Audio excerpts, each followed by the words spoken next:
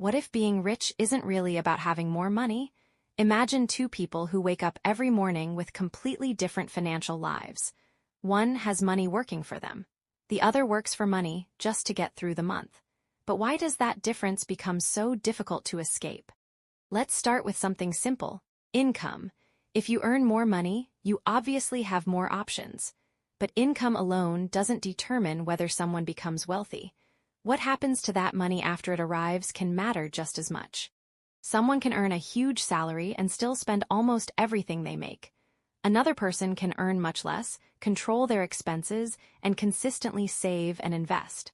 The first person may look richer. The second person may actually be building more wealth. And this is where lifestyle starts to matter. When income rises, people often increase their spending too.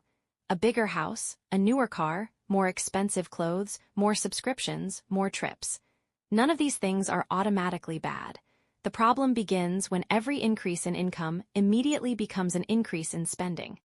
Now imagine someone receiving a salary increase. They could use the extra money to increase their lifestyle immediately. Or they could use part of it to build an emergency fund, pay down expensive debt, or invest for the future. The decision doesn't look dramatic today. Years later, it can look very different. But here's something people often overlook. Starting position matters. Two people can make equally sensible decisions and still get completely different results because they didn't start with the same opportunities. Family wealth, education, location, connections, and access to opportunities can all influence someone's financial journey. This doesn't mean personal choices don't matter. It means the starting line isn't identical for everyone. Then there's time. This might be one of the biggest differences money can create.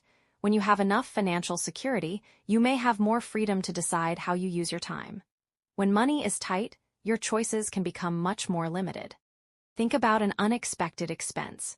A broken phone, a car problem, a medical bill, or an urgent trip. For someone with savings, it can be an inconvenience. For someone living from paycheck to paycheck, the same expense can become a serious financial crisis. This is why an emergency fund can be so important. Wealth isn't only about buying expensive things.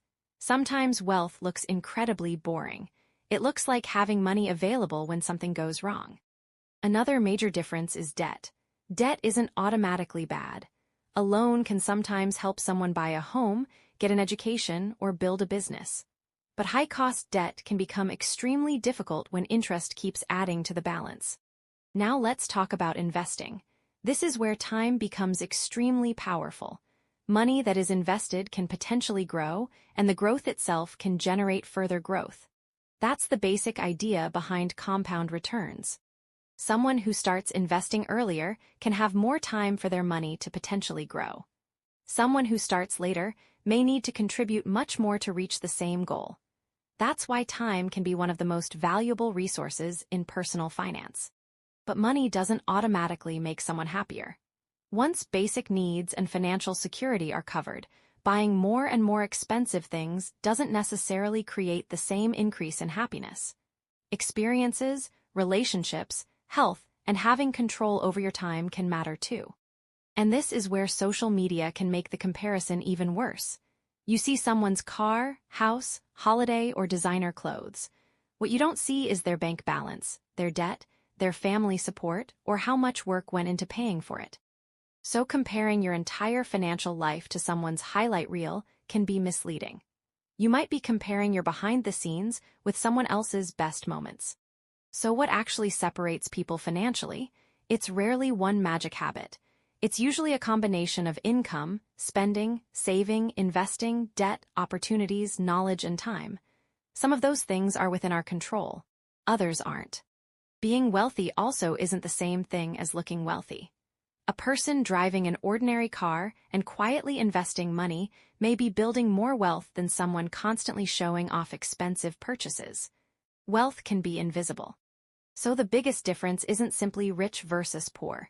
It's the combination of where someone starts, what opportunities they have, how much they earn, what they do with their money, and how much time they have to let good decisions compound. Money can change your options, but understanding money can change what you do with those options. Which difference do you think matters the most?